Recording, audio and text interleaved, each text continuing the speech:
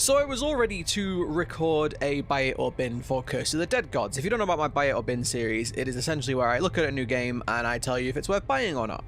And I've been thinking about that series a lot recently because it is my most popular series so far and I really enjoy making them. However, one thing that I'm not 100% happy about is the fact that I tell you whether you should buy a game or not. And the reason I'm not happy about it is because I don't really think it's up to me to decide if you should buy a game. I think that's up to you, because I might hate a game and you might love it, or I might really enjoy a game and you might not. So really my job should be to tell you more about the game and let you make up your own mind. So we're trying something new. Today we are trying Tell Me More. The premise is the same. I'm going to look at the game, I'm going to play it, I'm going to give you my honest opinions, and I'm going to let you know what I think about it, but I'm not going to tell you if you should buy it or not. I'm going to leave that up to your own judgment. So, without further ado, let me tell you more about Curse of the Dead Gods. This is a isometric roguelike game from Passtech Games. It's been developed by Passtech and it has been published by Focus Home Interactive. This game, as I said, is in early access, so bear that in mind. The game isn't finished. There are some elements that are work in progress. However, a lot of people think just because a game is in early access, that means that it is immune to criticism. I don't believe that. I believe if I'm paying money for a product, I have the right to critique it. So that is what I'm going to do today. But just bear that in mind that if you are going to buy into this game, it is early access. Hopefully this game will be developed further. There is no guarantee with any early access, but what is here is pretty solid, so I'm assuming they're probably going to do a lot more work on this game until it is finished. So, enough rambling, let's get into the gameplay. So the game takes place in this dungeon. You are this gentleman here. I don't know who he is or why we are here. I'm assuming we need gold and treasure, I guess. But like I say, this is a roguelite, so you're going to be making your way through the dungeon, and every time you die, you will end up back here. Now, like a lot of roguelites, this game has multiple different currencies. You have your skulls. Skulls are your currency that you keep between runs, so you don't lose them on death, and then you have coins. Coins you do lose on death. The skulls can be used to increase passives, and we'll have a little look at that right now while we're here.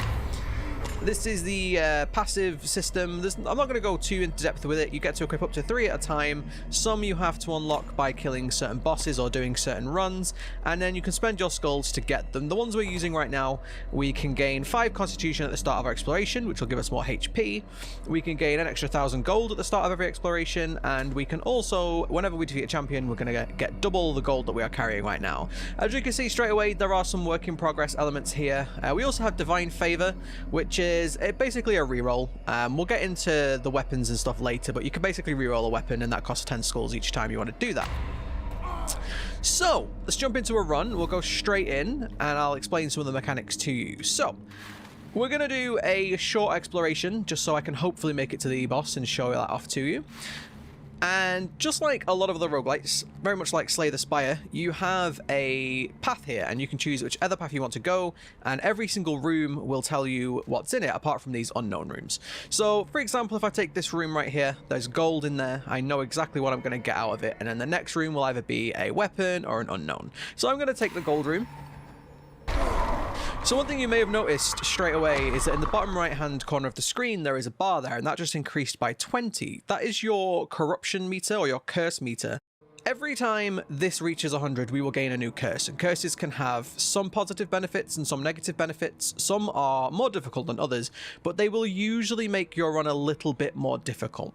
So this is our first floor. We have a torch. You start with the torch and the machete and pistol every match. That is your default loadout. We have the torch, which can light our way, and a big mechanic of this game is darkness, and we'll get into that as we progress through this floor. But we also have our machete and our pistol, and we can left click to machete. By the way, the game says controller recommended, but it really runs absolutely fine with mouse and keyboard. I see no reason not to use mouse and keyboard. If you want to use a controller, go ahead, but I found literally no problems with mouse and keyboard so far.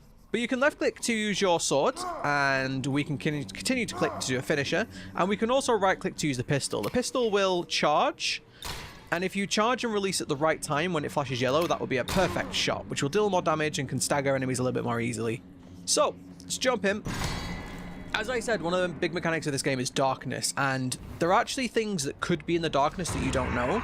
So you're going to be wanting to light things on fire, so I can light that brazier there, or I could maybe even light an enemy on fire if I wanted to. But here you go. See, that is a perfect example. Those traps right there are hidden in darkness. I cannot see them.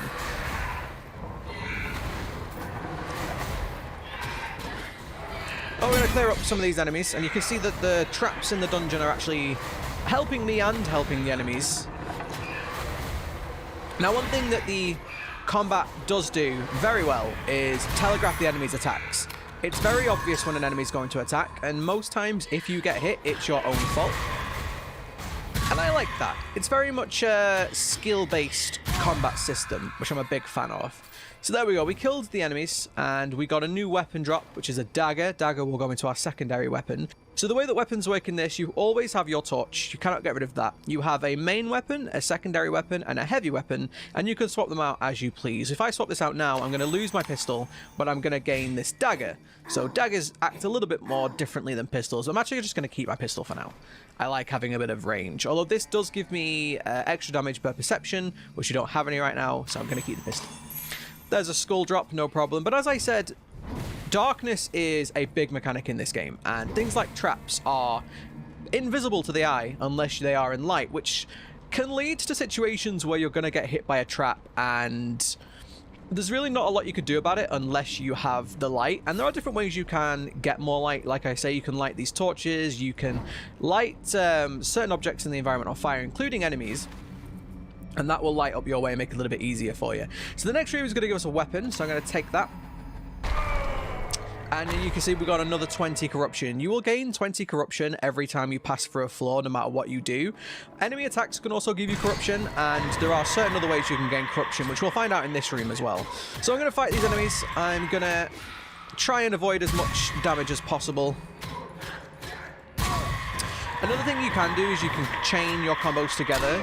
So that was a chain there. So if I spam my melee, eventually you'll do a finisher like that, which is good. Finishers deal a lot more damage and they can stagger enemies. However, you can also chain if you melee and then pistol, or melee and dagger, for example.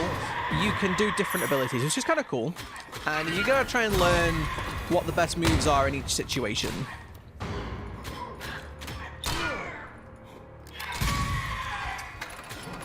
So another mechanic that I've not spoken about yet is the greed kill system. In the bottom right hand side, you can see that kill times 10 there.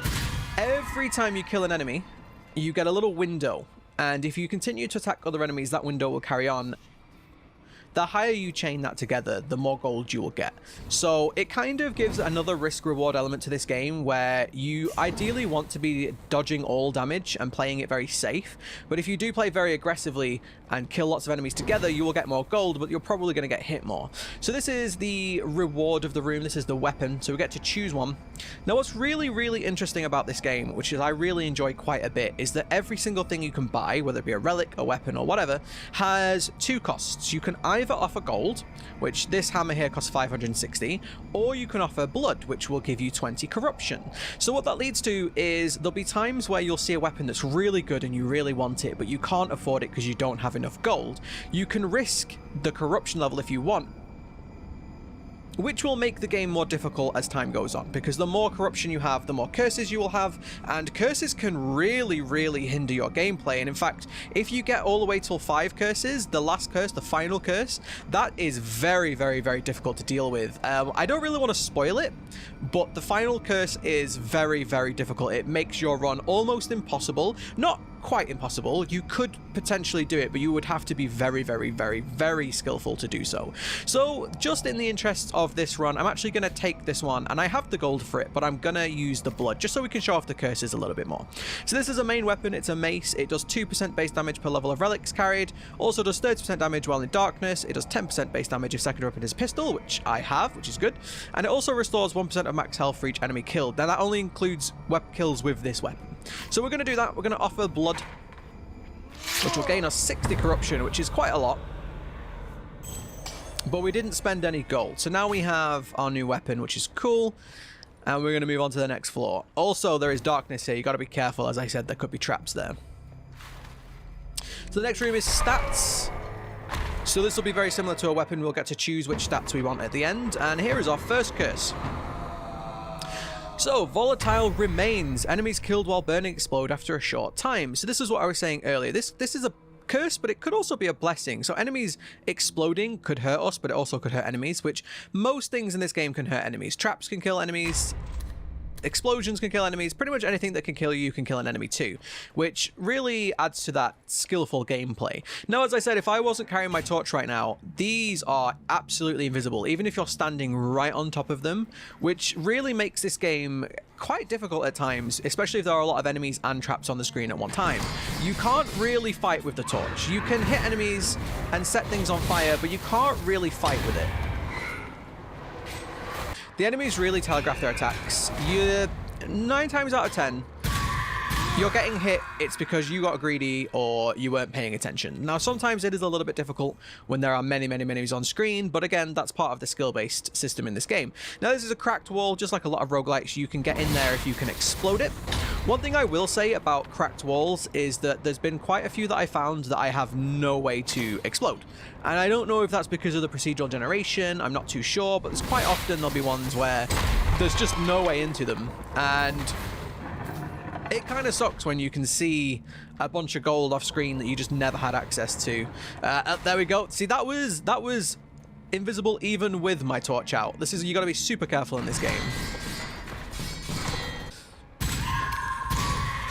Now you can see the trap there killed one of the enemies because the enemy was stupid enough to go on the trap, which is great. Great for us. Traps are a big part of this game, and they can be used to your advantage if you're skillful enough. So we have a new pistol. This does the same amount of damage, but it also does fire perfect shots. What that means, if the shot is perfect, it will become fire. So a perfect shot like that is fire.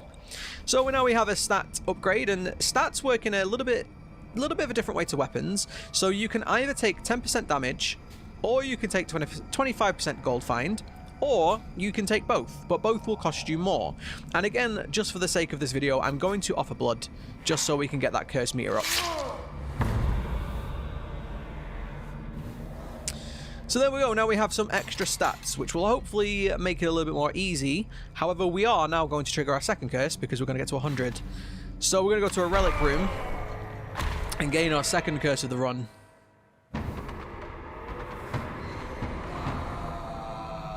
Fool's Bounty. Opening a gold chest now inflicts corruption. Gold chests contain more gold. So as I said, a lot of these curses are maybe blessings in disguise. I'm going to get a lot more gold now, but every time I do open a gold chest, I'm going to gain corruption. So it's a good with the bad.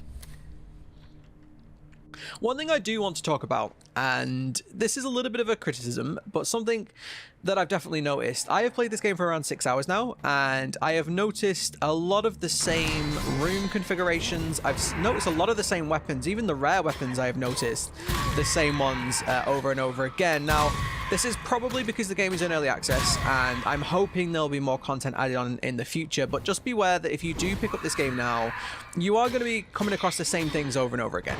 It's unavoidable. The dungeons are procedurally generated from what I can tell. However, that procedural generation doesn't have a lot of variety in it at the moment, which is something that the developers can absolutely work on. That is not a problem. It's just worth noting that if you are going to pick it up now, just expect to see the same things over and over again. The room configurations being probably the worst one, because quite often you will see a room and go, I know exactly how this room's going to be laid out, I know where the enemies are, and I know where the traps are. So I guess that's kind of a skill that you can learn, but it's also something worth noting. So this is a relic. Relics are very interesting in this game. You can have up to 6 of them, and this one is going to give me 20% to all healing effects, which is lovely. And relics can really work well with your weapons, and you can make some really good builds if you take the correct relics and weapons, or I say correct, if you combine them in good enough ways, you can get some really cool effects out of them.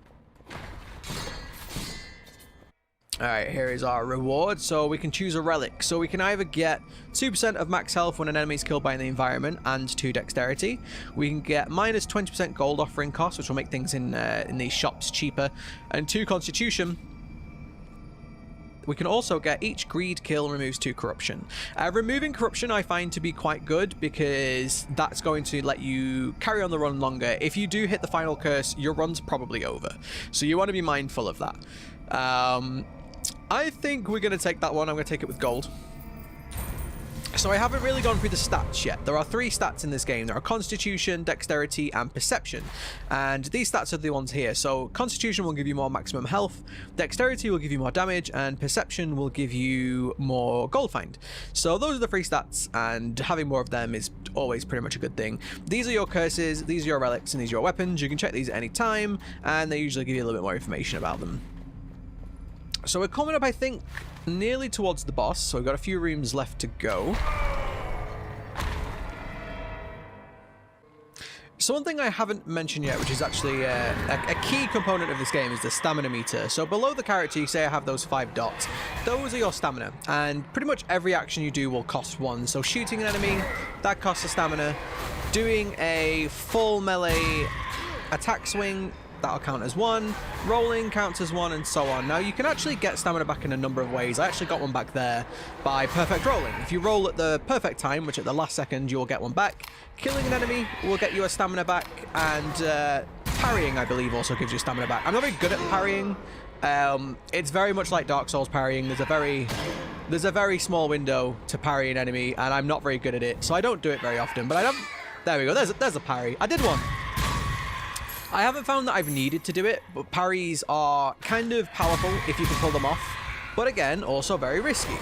Risk and reward, which is a big roguelite theme I found. Good roguelites will have that. They will have an element of risk and reward. And this goes down even into the combat. See, I risked there and I lost. So you may have noticed that enemy then, because it hit me, it had a corruption attack, which meant I got 20 corruption just by getting hit, which is really not what you want. You don't want to be gaining corruption in this game. So we're going to take our weapon. So now we get a heavy weapon choice, which we haven't been able to show off yet. So heavy weapons are usually two-handed. Well, they always are two-handed. And they can be big swords, big hammers, or bows, anything you want, really.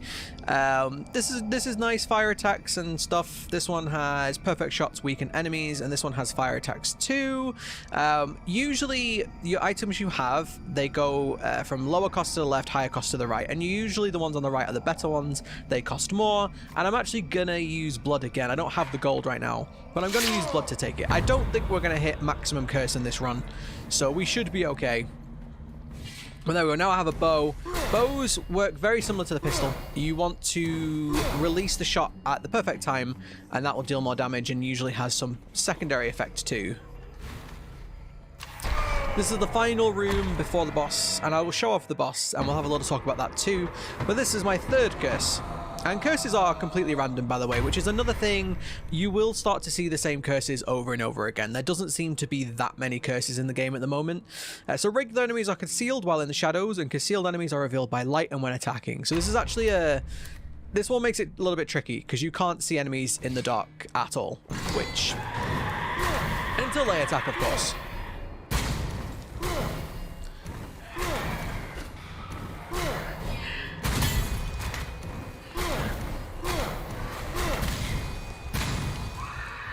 Those explosions actually helped me quite a bit. When I'm not getting hit by them, of course. So now we're out of stamina. You've got to be very careful about running out of stamina, especially against some of the more tricky enemies. Now, the game does have champions, and it does have bosses. We haven't really seen any champions yet. This is the first level, though. This is the first run, so it's the easiest. You will see a lot more of them on the higher runs.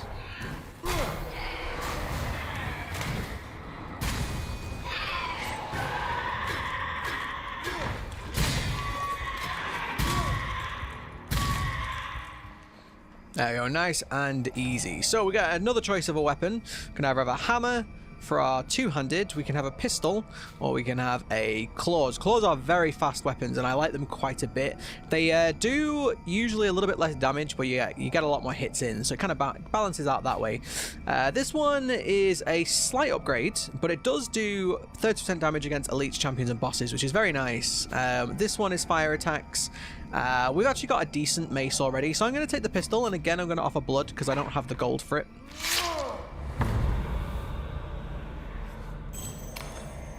There we go. Right, we have a new shiny pistol. And I believe that takes us up to the boss room, which...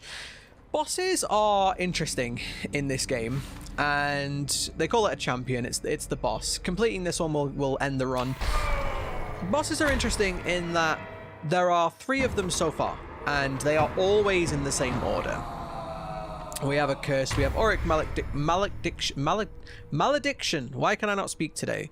Lose as much gold as you take damage, but your health loss is reduced by 25%. Another risk reward item. I like it.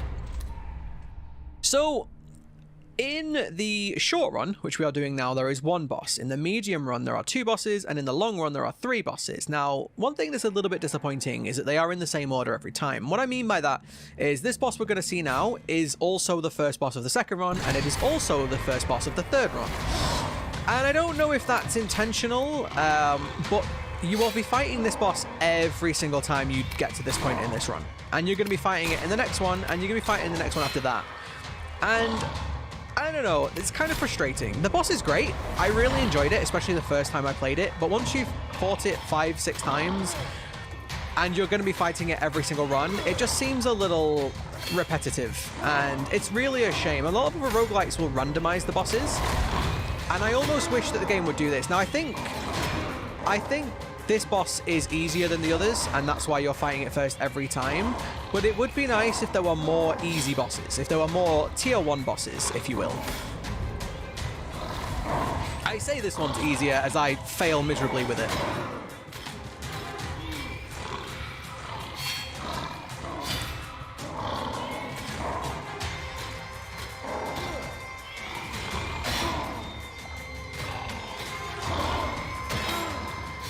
This boss will get progressively more difficult as the fight goes on, as he summons more panthers, unless you kill them. But I'm just going to try and tank through them.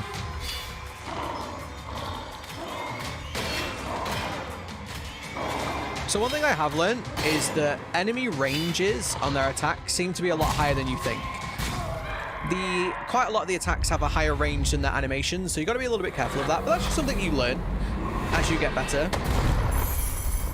So we beat the boss, and interestingly he gives us gold, which is interesting because this is the end of this run and I will lose my gold.